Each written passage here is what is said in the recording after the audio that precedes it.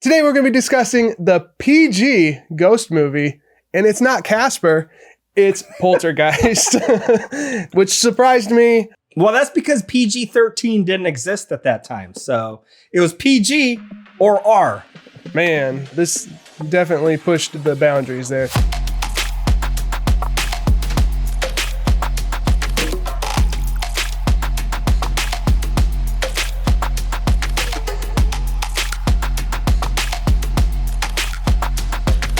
So today, we are bringing on a special guest from the award-winning branding and logo design and development company, Creative Beard. He's worked with celebrities like Trevor Noah. He's also branching into additional things like web design and video editing. Chris Taylor, welcome to the show. I got a quick question. Thank you for having me. Yeah. Have you worked with Ryan Reynolds? That I have not. Dang. Damn it. I thought that was going to be our end because we're still waiting for him. Still want to get him on the show, so we'll keep trying. We'll half a year or more now. Dang, we're gonna get a guest Ryan that finally Reynolds. knows him. So yeah, that'll be our end. Great to have you on the show with us, Chris. I've known you for some years now, man. You're like the kindest, most gentle person I know, and you're super helpful. So I love having you here. I love having you around. So thanks for being a part of this. Thank you. It's good music, Thanks for having so me. that makes me want to have him on the show. He likes good music, and he's also a father as well. So he fits the bill here, man. I can talk some officially as a dad. There we go. Or at least just this one.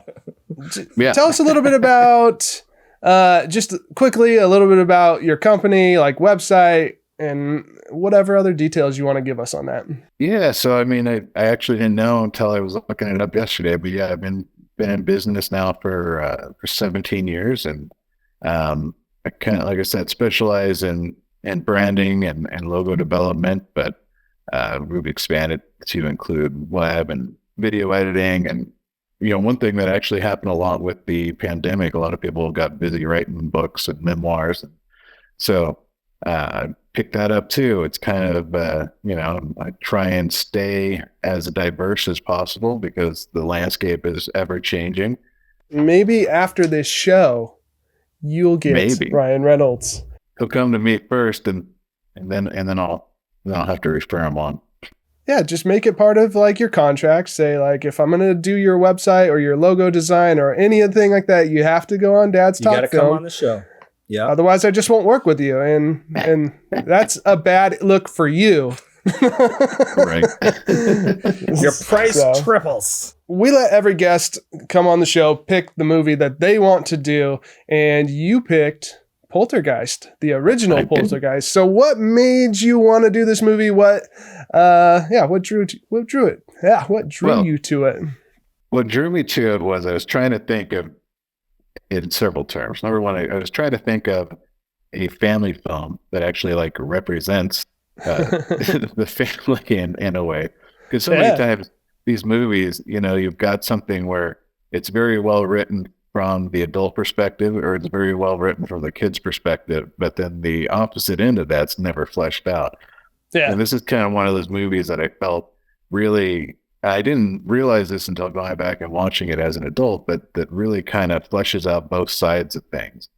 And it deals with different type of fear, really, because you can watch this movie as from two entirely different perspectives, depending on when you watch it.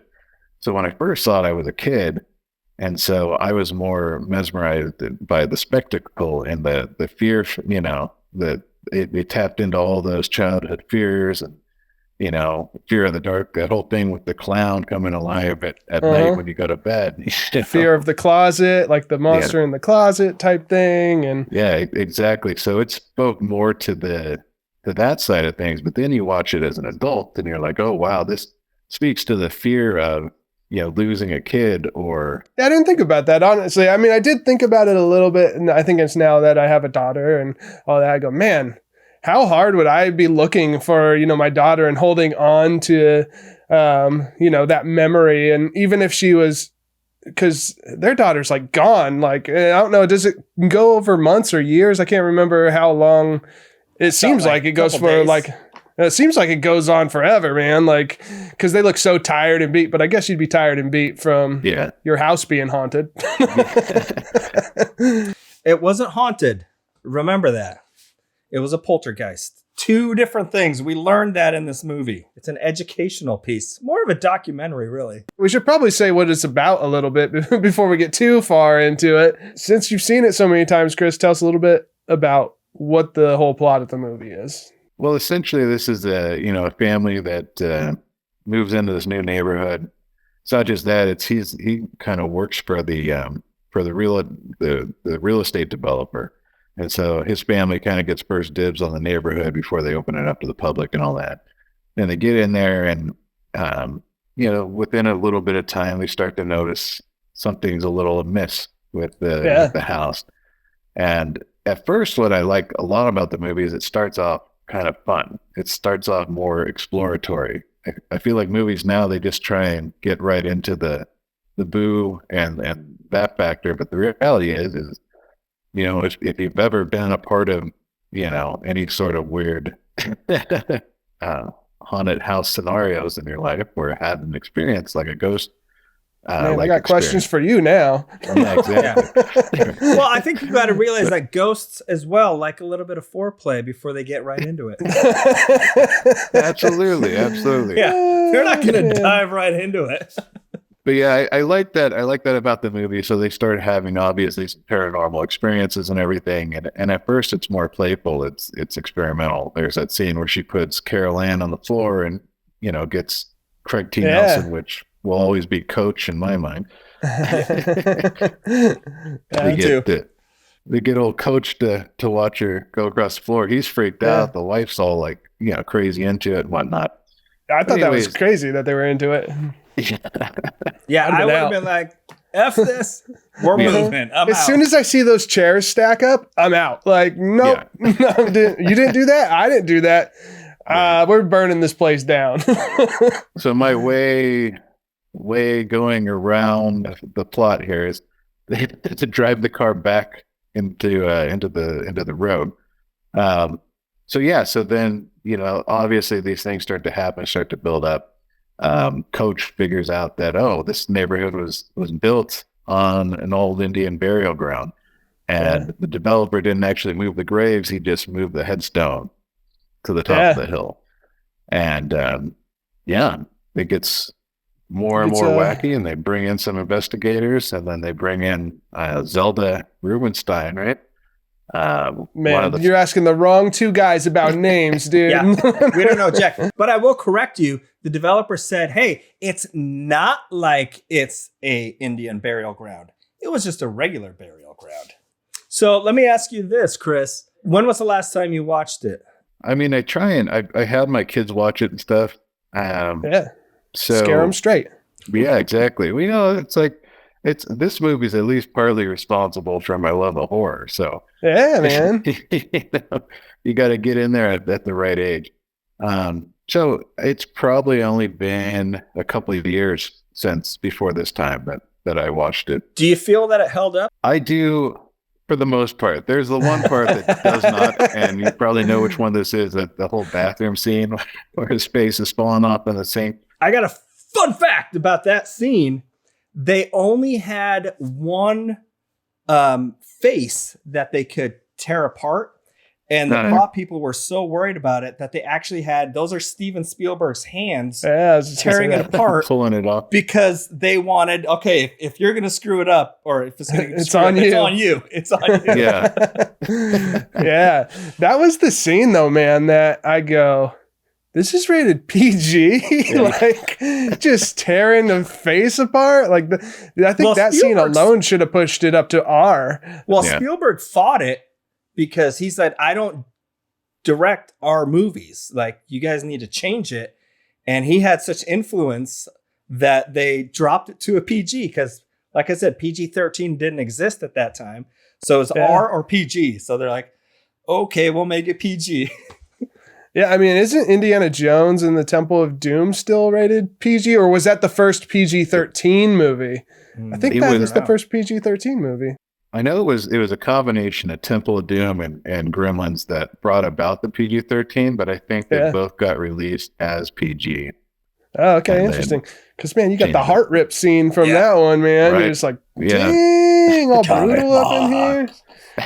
But I mean, I guess I don't know. I'm talking about Indiana Jones, but even in the Raiders of the Lost Ark, they got those faces melting at face the melting. end. Yeah. And, like, Yeah. how is that not rated R? Because they put like a glow in front of it, right? No, I remember seeing something about that on Raiders. Actually, it was they were able to do that scene only after, because the initial one was too gory when it was just doing the straight like wax face melt off. So they added like a little flicker of fire or something over the top of it. So even though you still see it, it was enough to, I guess, take gotcha. away from the gore a little bit. Put some what was that, Twilight sparkles over it, and you can knock your rating down. But he got rating. it. Yeah. Exactly. No, I'm a big fan of those practical effects, and so Oh yeah. that's one practical effect in the movie that I don't think necessarily holds up, because it does. Even when my kids watch it, they laugh at it because it just seems so so goofy, Yeah. and it's very out of place for the movie too. It's like the one scene that's like, oh well, you could have just left this out. Yeah, I agree. Yeah, when I watched it, I was like, okay, it didn't really go anywhere too much with that, but it's fine. Just threw in some gore for gore's sake. I gotta say though, not having ever seen this movie before, I don't have that childhood nostalgia to Right. hold me to it. It was Yeah. fun to watch. It's I respect that. I mean, this basically changed the game, I feel, for like horror movies kind of at the time, and like the haunted houses, and brought that into because I don't feel like, were there any haunted house movies before this? Yeah, I mean there were. You can go back to like The Haunting of Hill House, which is one of the earliest ones I can think of, and that was back in the '60s. I want to say, but don't quote me on that. I may be way off. But yeah, some of those original ones, they were there. There was another movie called Ghost Story, but this is the first one that I can think of that really kind of sold it. That really Went big. made it. Yeah, and a part of that was those practical effects. We talked about the cheesy one, but when they executed it well, and they executed real well, like the ghost coming down the stairs and the some of the demons. Actually, I think sort of stuff. The only really, really good practical effect I thought was when the house collapsed. Oh, And I was like, really? Actually, you know what? That's pretty impressive. I like that one. But I questioned, like, how come the house was the only thing that collapsed into this like dimension light vortex. thing, and nothing else around is doing anything? It's just like, oh, the house is done. That's all we wanted. If you like to see how that's done, though, and that if you watch the documentary Light and Magic that's on Disney Plus or whatever, it was directed by Larry Kasdan. They go into that entire effect. They do that effect breakdown on how they did it. Because I always thought that one's kind of cheesy. But seeing how they did it, it was like, oh, wow, that was actually really ahead of its time. Yeah. Chris, you and I clearly don't see eye to eye on practical effects. Because the ghost coming down the stairs, I was like, no. Man, I think that's the thing, though, about this movie is they did so many different effects going on, whether that's like the house collapsing in, whether you just have like ghost prop things like coming through, like the beast guy coming through. Is this the beast? Yeah, coming through the closet door. Right. The tree coming through. The spirits or the ghosts like coming down the stairs and all that stuff. But then you also have the mom going up the wall and the ceiling and all that. I feel like they took a lot of elements that either existed already and like crammed them all into one movie, or they, pioneered some of them. Here's my question. Right. Was this before or after Nightmare on Elm Street? Because they basically did the exact same thing in this and Nightmare on Elm Street. So this was 1982 that this was released. So I do think it preceded Nightmare. Yeah, I think Elm Street was like 84. Right. I think. But I'm pretty sure they used the same rotating room because that's what they used to make her float in the air and all that crap. Man, that was like my least favorite effect in that whole thing, is her going up the the wall, because I did think about Nightmare on Elm Street, and I felt like Nightmare on Elm Street, that effect was so like believable. Like she was getting drug up that wall and like torn around. Whereas this one, you could see her on her hands and knees, like crawling, like to try to get to the next point and stuff. Like, Right. oh no, roll over. Like, I was like, I get what you're trying to do. It just didn't quite land for me because I've seen it done better, but I didn't know what came out first. But they had 2 years to advance that technology. And you're also talking about, the big difference I think that you mentioned too is the nostalgia factor. Mm-hmm. And this is something I noticed a long time ago I had to accept with Star Wars, because I was raised on Star Wars. I love Star Wars. To me, there's no separation of that from like it's existed as long as I have. So it's like historic almost in my mind. However, every one of my friends that I know who hasn't seen the movie is like, or they hate it outright, because you can't replace that. If something captures that childhood imagination, you can't ever fully let that go. If it so still are you putting resonates this at with the someone. same level as Star Wars? No, but I do think for the genre, be like, what?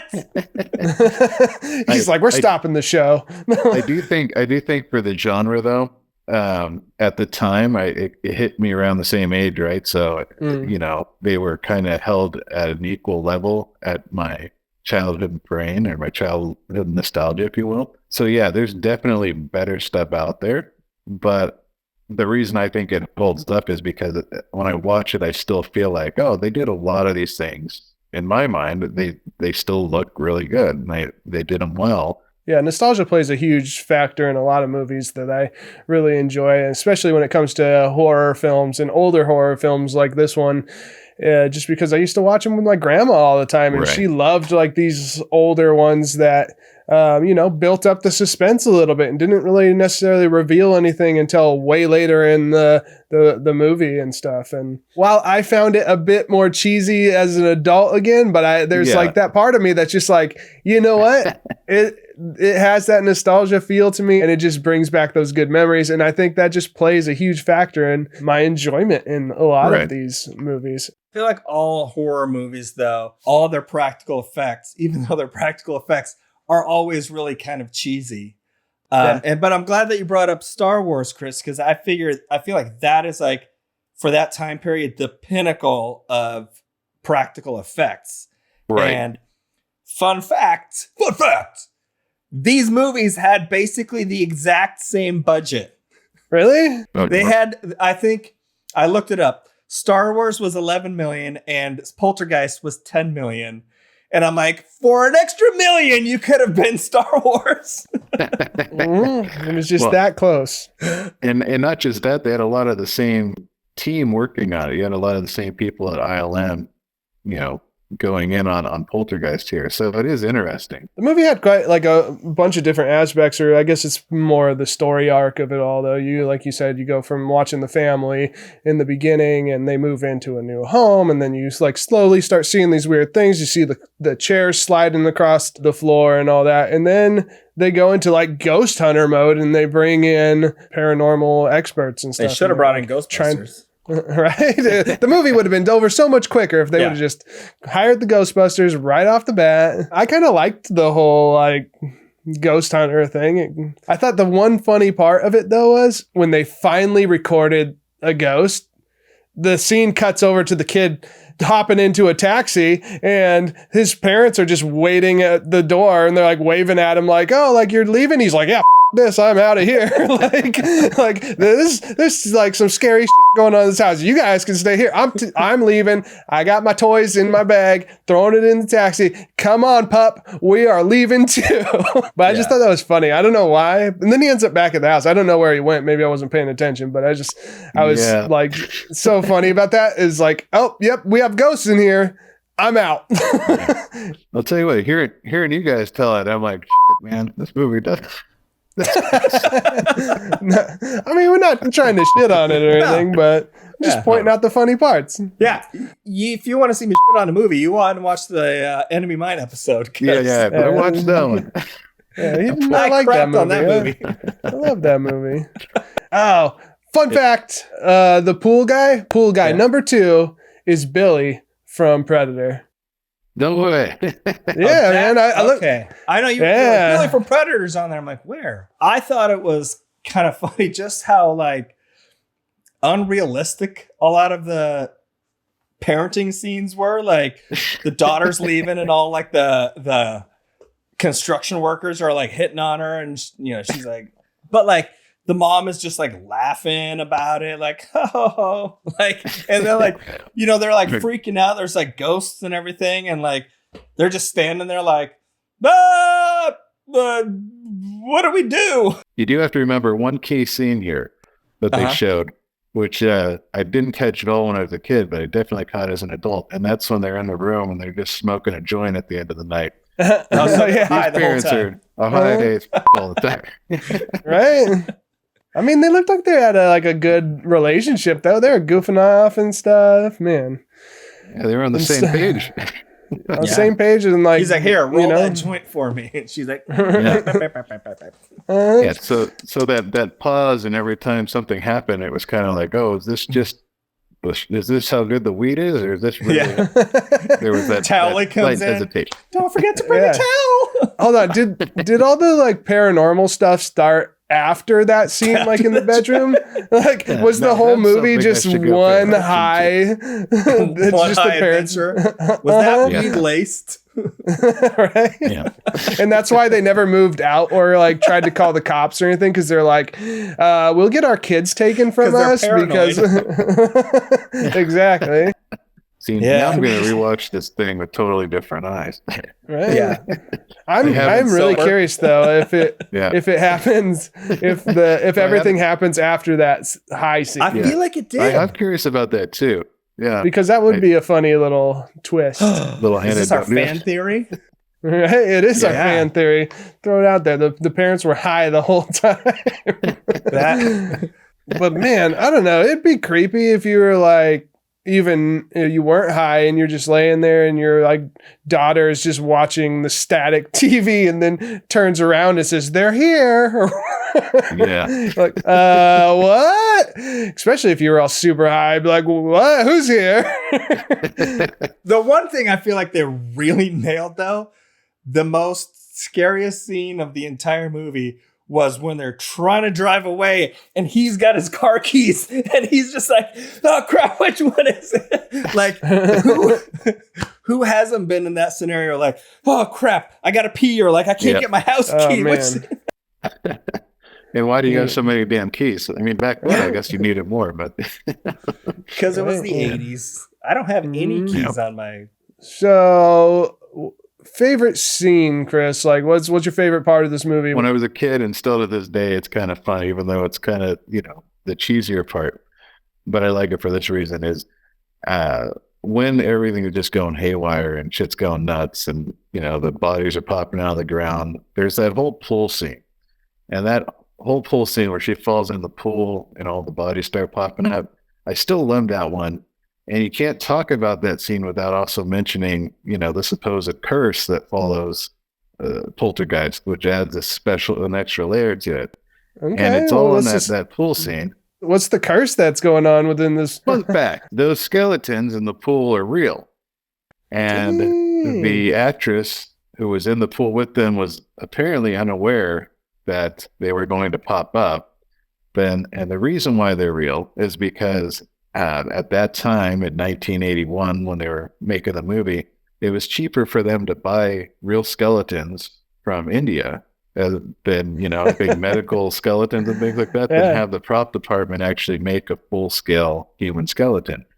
So Raiders of the Lost Ark, I know, was one, and Poltergeist was definitely another, where most of those bodies popping up were real skeletons with just prosthetics and stuff built on top of them. That's crazy. So like even in like say Raiders, like with all the spikes and stuff, like those are like actual real skeletons. I always figured they were props. No, it's super expensive to get a skeleton. I've looked into it. What did you want a skeleton for? What wouldn't I want a skeleton for? I mean, think about how much fun I could have on Halloween. A lot of people think that the curse that followed the film was tied to that. Apparently, while they were filming, there was weird stuff that was happening, but there was also a lot of stuff that happened afterwards. Like Dominic Dunn, who plays the teenage daughter, she wound up getting murdered by her boyfriend shortly after the film was done. You had Heather O'Rourke, who's Carol Ann in the movie. She died during the filming of the third one. Then even then, the second one, there's a Native American gentleman. He's the one that thought as well that the movie was cursed, and then he died kind of prematurely as well. So I don't know. There's a whole documentary done on that too. I know it's kind of fun to look into if that's your thing. Favorite scene for me, honestly, it's probably the same thing as the whole pool thing, because I felt like that felt like the most real. And now that I know that the real skeletons, no wonder it felt so real. I just liked how like gritty and dirty it really got in that point. Like that'd be so disgusting to just be in all that mud and then have these skeletons like all of a sudden pop up. And you get a skeleton stew that you got to dive into, like, ugh. And it makes it even more like gross now, you know, it was like real. Yeah, you know that skeletons. water got in their mouth. But just the panic of trying to get out of the pool and stuff with all the mud just caving in and stuff. And then sliding right back into it. Like, oh man, I'd have to agree with Chris. That was probably my favorite scene in the whole thing too. What about you? Out of all the cheesiness, what was your favorite cheese scene? It was just kind of cool to finally see the movie and seeing the girl like go up on the TV, because it is so, even though I've never seen it, you know that scene, you know that line, like, and to like finally see it and get the whole perspective of the movie and everything, like that was just kind of fun to finally see the movie. It's kind of crazy how creepy just white noise like on a TV screen is, like with a little kid. Oh, just those fun two. fact! You guys know what white noise is on a television? Frequencies, right? It's radiation from outer space bombarding us. Dang, that's all that kid all just had radiation just blasting in her face. No wonder they started seeing all kinds of crazy stuff. Their parents were high. She's got radiation sickness from it just blasting in her face because she sat too close to the TV. Yeah. She didn't listen to her mom, clearly. If I remember hearing correctly, this movie was supposed to be like a sequel to Close Encounters. Yeah. Okay, you heard the same thing? Because there were certain scenes and stuff that just really resembled Close Encounters and stuff to me. And I love Close Encounters, man. That's a creepy thing. That's what gets me. Like, ghosts don't really scare me in movies. I'm not too, like, if there's a ghost movie, I'm probably gonna be like, maybe I'll watch it, maybe I won't. But what if there's a sexy scene with like a ceramic pottery wheel? Oh, that's a different type of ghost movie. Okay, just as scary. So that's the one where the ghosts really do like foreplay. Yes. Indeed. Tying it right back to the beginning. Yep. Yeah, but if you take the same premise and you take ghosts out of it and you throw in like gray aliens, because gray aliens just freak me out, like the basic alien. Oh man, the aliens freak me out. So you could take the same plot and just throw an alien in it and it's going to scare me. But if it's a ghost, I'm like, meh, I'm not buying it. But aliens, woo. See, if you took all of the ghosts out and took aliens out of it, but you put IRS agents in there, that would freak me out. Because every time I get a letter from the IRS, I'm like, ah! Oh, it's nothing. Okay, good. It's nothing. It's good. That's that phone call. I'm going to jump back to just showing this movie to your kids. Yeah. So my question is, for both of you guys, and I'll answer this too, is as being all of us being parents and dads and stuff, what is like one movie, whether it's appropriate or not for your kid at the time, what is one movie you want to like show your kid from like your childhood? Goonies. Oh, I knew you were going to say that right off the bat. Yeah. Which is all family friendly and nice. But in terms of inappropriate, I mean, our kids are always watching South Park and Family Guy. And I'm like, yeah. Do you guys have like a limit, like on like an age range yet, because I mean my daughter's only 4 months old and she's watched some of the craziest horror movies already. Am I a bad parent? Yes. No. You have to notice when they're keying in a little too much, and then you got to tone it down.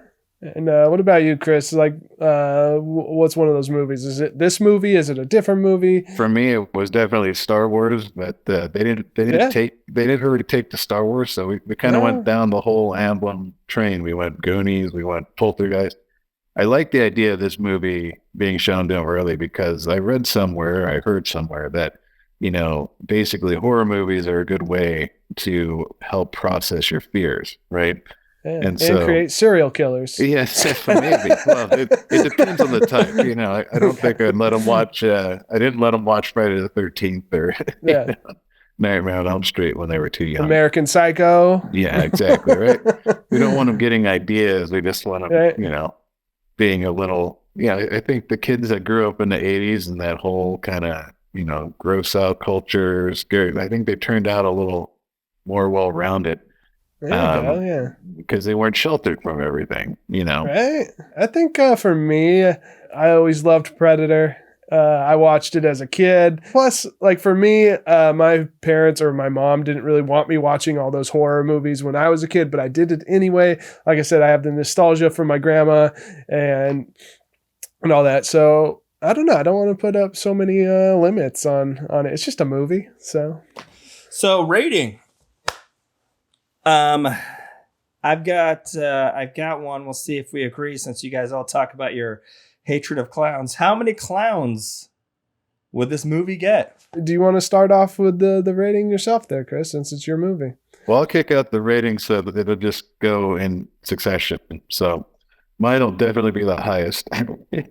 I'll go ahead and stick it around, I don't know, 7 clowns, if you will. 7 clowns. Creepy. Yeah. They just see those movies to me, they get lumped together. You mentioned Goonies, you mentioned E.T., you mentioned all that. Like that whole era, you know, this fits in there with that. It's hard for me to just pick and choose a favorite child, if you will.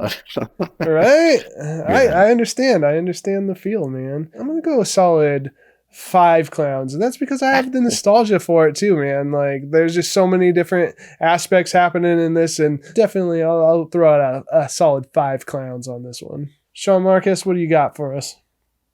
3 clowns. Oh, that's more than I thought you were gonna do, man. Yeah, like I said, it's the movie made its mark. It's nostalgic. It's got a lot of, you know, bad stuff about it, but people are still talking about it and watching it today. So yeah, it's because it made its mark. And like you said, the TV and the kid, everybody knows that. Even if you've never seen Poltergeist, you know that scene. And that's the impact that this movie has made on people and on the entertainment industry in general. So that's going to be it for us. I just want you, Chris, to, you know, plug away at Creative Beard again.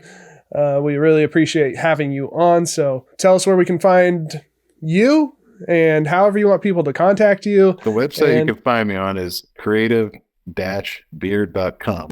So branding, logo design, video editing, web design. Anything I'm missing there? If it's design work, I run the gamut. I do some illustration from time to time as well. I like to think of myself as a visual storyteller. Love it, man. And stories sell. So, you know, hit up Chris. Go to creative-beard.com and show him some love. But that's it for this episode. Like, subscribe. Until next time, peace.